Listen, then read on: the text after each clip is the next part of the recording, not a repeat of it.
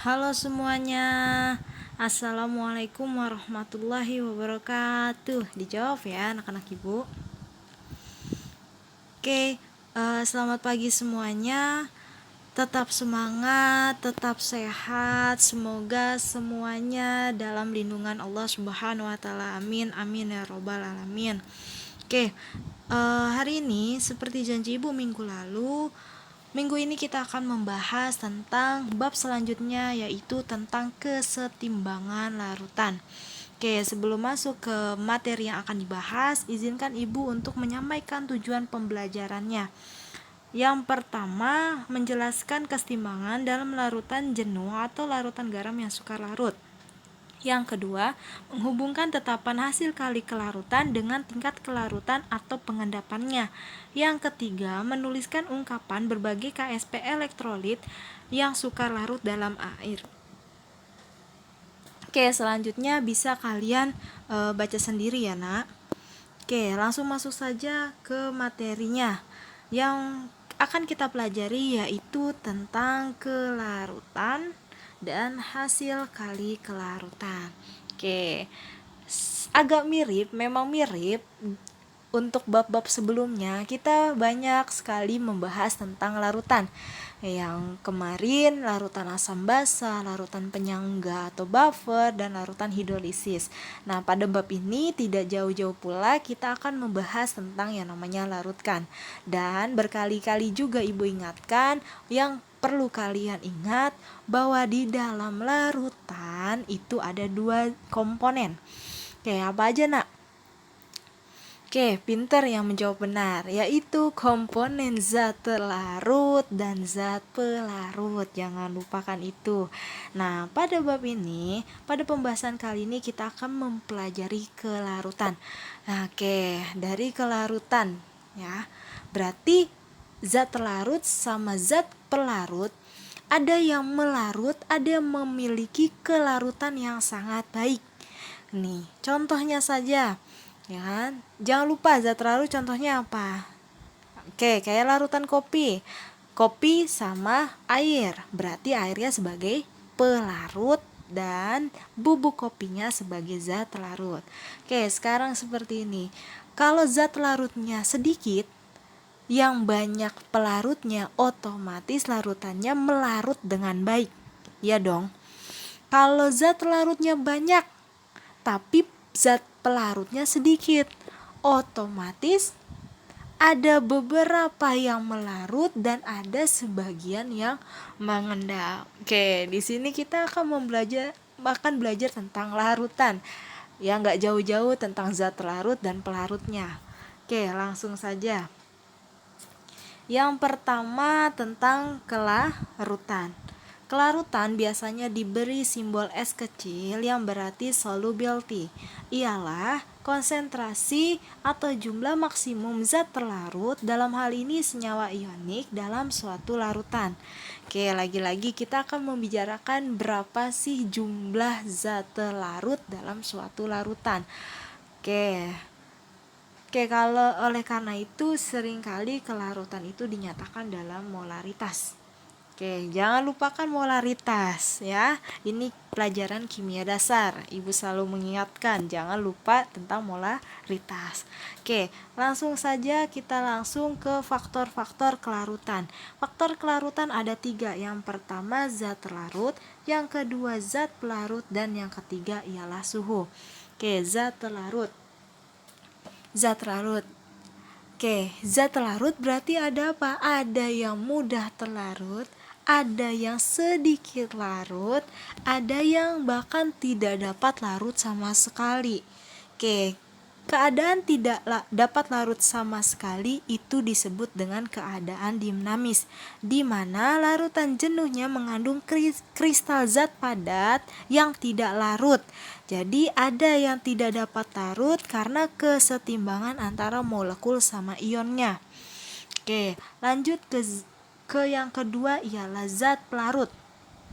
Oke, di dalam zat pelarut seperti yang sudah pernah ibu jelaskan ada 2, yaitu pelarut polar dan non polar. Oke, polar contohnya ialah air. Air termasuk pelarut polar. Dan non-polar contohnya ada benzen dan minyak. Oke, kesimpulannya dari zat pelarut, ketika zat larutnya bersifat polar juga, otomatis pelarutnya harus bersifat polar juga sehingga dapat melarut dengan baik. Begitu juga yang non-polar, ketika pelarutnya menggunakan benzen, pasti zat larutnya senyawa organik yang merupakan senyawa non-polar juga. Oke, contohnya saja kalau kita gabungkan antara polar dan non-polar. Polar dari air dan non-polar minyak. Menyatu tidak? Tidak. Kenapa? Karena sifatnya bukan dan tidak sama. Oke, jadi pelarut seperti itu. Zat terlarut sama pelarut sifatnya harus sama. Kenapa? Karena sifatnya beda, dia tidak akan larut. Oke, yang ketiga ialah faktor suhu. Oke, faktor suhu. Suhu pernah kita belajar tentang laju reaksi di bab sebelumnya. Ada yang masih ingat? Ya, suhu itu mempengaruhi laju reaksi. Ketika suhunya tinggi, otomatis laju reaksinya cepat. Kenapa? Karena ada tumbukan antar partikel yang semakin kuat, sehingga makin cepat bereaksi. Begitupun juga hubungannya dengan kelarutan. Oke, suhu, ketika suhunya besar, otomatis kelarutan zat larutnya akan juga semakin cepat. Kenapa? Karena tadi ada tumbukan antar partikelnya. Oke, lanjut. Yang kedua, kita membahas hasil kali kelarutan atau yang sering disebut dengan KSP. KSP itu sendiri adalah solubility product constant. Oke, apa itu KSP? KSP merupakan hasil kali konsentrasi ion-ion. Hasil kali konsentrasi ion-ion dalam larutan jenuh pada suhu tertentu. Dipangkatkan koefisien masing-masing menurut reaksi ionisasi. Oke, jadi jangan lupakan bagaimana cara mengionisasi. Kenapa sih? Lah, karena larutan itu pasti terionisasi. Nah, jadi kalian harus bisa membuat reaksi ionisasi dalam suatu senyawa. Oke, di sini contohnya aja ada AX, BY menjadi, ini itu sebenarnya tandanya seperti ini, nak. Ya, jangan salah ya, karena ini kelarutan dan hasil kali kelarutan merupakan reaksi yang kesetimbang ya, yang reaksi bolak-balik. Oke, atau irreversible. Oke, lanjut. AX BY menjadi XAY plus ditambah YBX min. Oke, berarti KSP-nya, ingat KSP itu hasil kali konsentrasi ion. Ionnya ada ion A sama ion BX min. Berarti AY plus konsentrasi ya, ini tanda konsentrasi, jangan lupakan ini tanda konsentrasi. Pangkatnya X, X itu merupakan koefisien dari A, terus dikali dengan BX min dengan konsentrasinya atau pangkatnya itu Y. Oke, contohnya BaOH 2 kali atau barium hidroksid. Ba2 plus tambah 2 OH min. KSP-nya berarti ionnya ada ion Ba, Ba2 plus karena Ba-nya koefisiennya 1, maka di sini 1. Oke, maaf, 1. OH minnya ada koefisien 2, maka di sininya pangkat 2. Oke, itu cara menentukan hasil kali kelarutan atau nilai KSP. Jadi, ketika ada suatu soal, harus direaksikan dulu baru kamu dapat menentukan harga KSP-nya. Oke, lanjut. Ada beberapa senyawa yang tidak memiliki harga KSP, yaitu elektrolit yang mudah larut seperti NaCl sama HCl. Jelas, NaCl larut larut baik dalam pelarut air. Oke, jadi memang tidak memiliki harga KSP. Dan non elektrolit seperti bensin dan minyak. Kenapa? Karena sukar larut.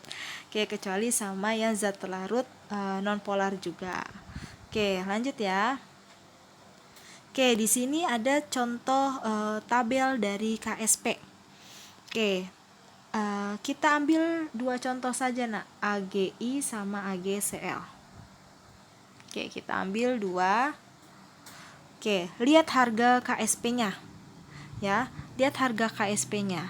AGI punya harga KSP 10 pangkat min 16. Sedangkan AGCL min 10. Oke. Berarti lebih besar AGI atau AGCL harga KSP-nya? Ya, pinter.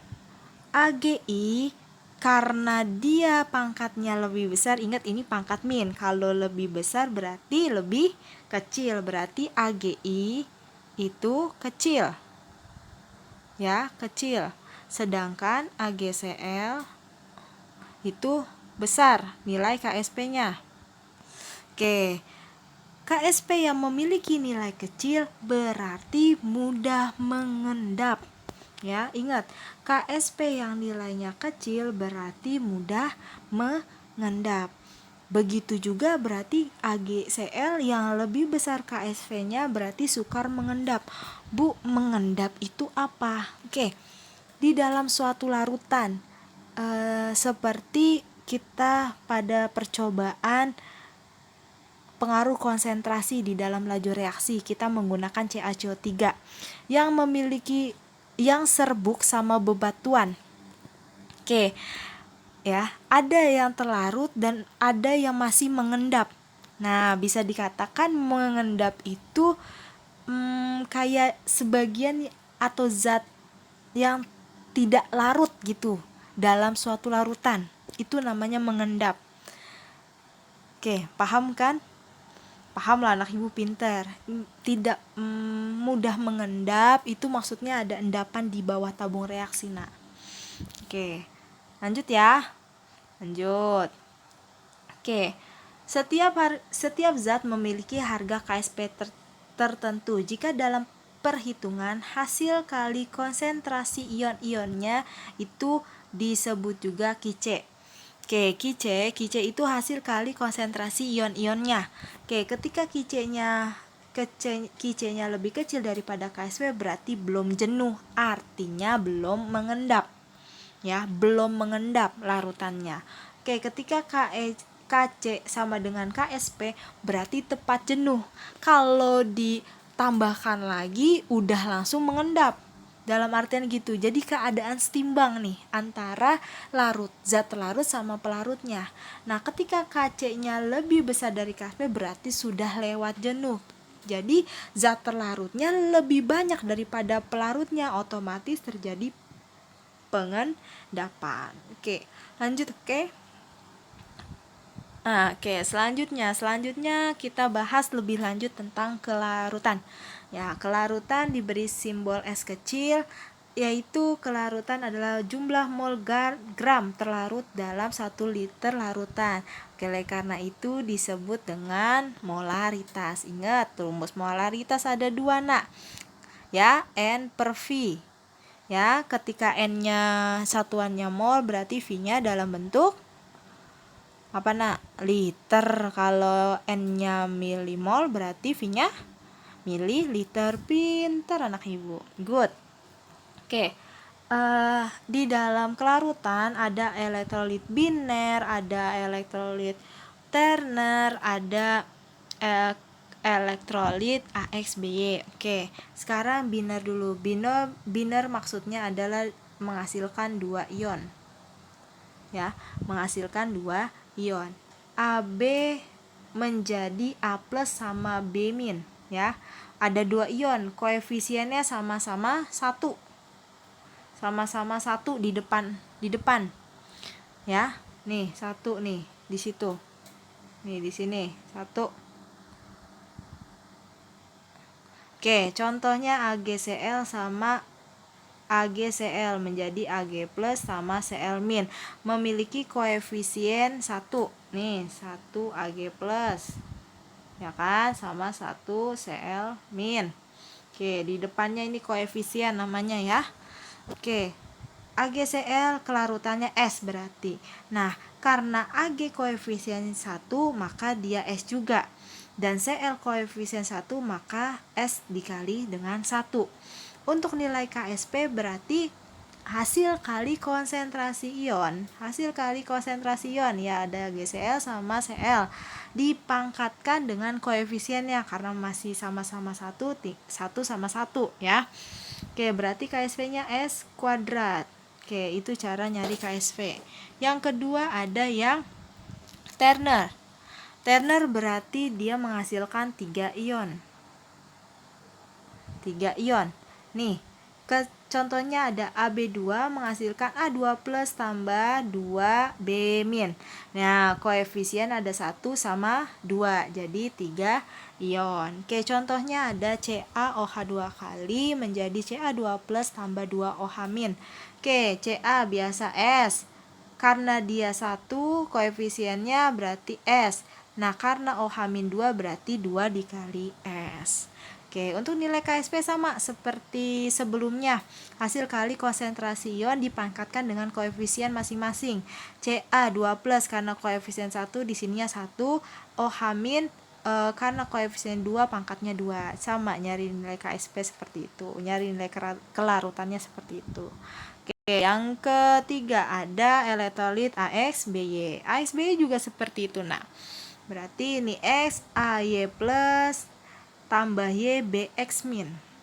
Oke, X koefisiennya X berarti XS dan koefisiennya Y berarti YS. Oke, nilai Ksp juga seperti itu. Oke, paham ya? Nah, Ibu pinter kok. Oke, lanjut. Ada pengaruh ion senama. Oke, pengaruh ion senama pada larutan seperti ini. Nah, ketika ada zat larut sama pelarut, kopi sama air. Kalau misalkan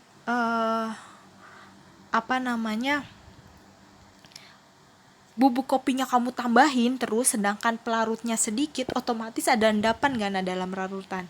Ya betul, pasti ada endapan. Kenapa? Karena jumlahnya berbeda, zat larutnya sudah lebih banyak. Oke, begitu juga dengan pengaruh ion senama.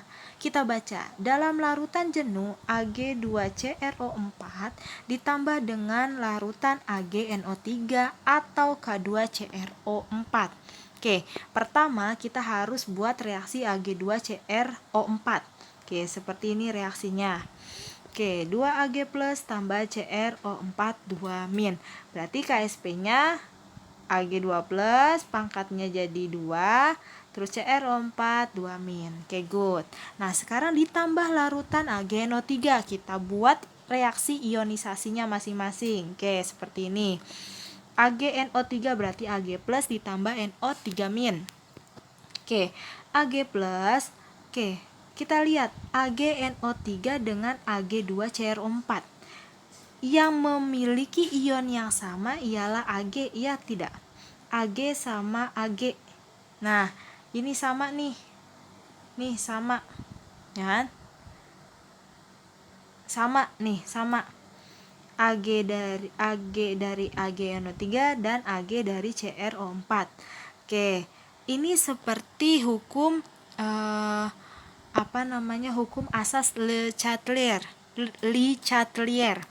Oke, asas ini menyebutkan gini, ketika dalam suatu larutan ditambah Ag, maka ketika Ag2CrO4 ditambah lagi Ag berarti pergeseran kesetimbangan ke sana, ke kiri, berarti akan menghasilkan Ag2CrO4 lebih banyak.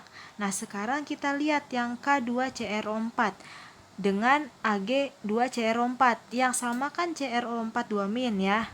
Nih sama. Ya, berarti ini yang bertambah nih. Bertambah otomatis sama-sama menggeser kesetimbangan ke kiri juga. Dalam artian Ag2CrO4-nya ini akan semakin banyak gitu. Maka mengendapnya lebih banyak gitu. Maka kelarutannya turun. Nih, maka kelarutannya turun. Ketika nih ada Ag2CrO4, ada tambah lagi Ag dari AgNO3. Otomatis makin turun kelarutannya, makin mudah dan sukar melarut. sedangkan tidak sebanding sama jumlah pelarut. Oke, paham ya? Oke. Oleh karena itu akan menghasilkan kelarutan yang turun nih, kelarutannya turun. Itu pengaruh ion senama. Kok KSP-nya tetap, Bu? KSP itu berpengaruh sama suhu.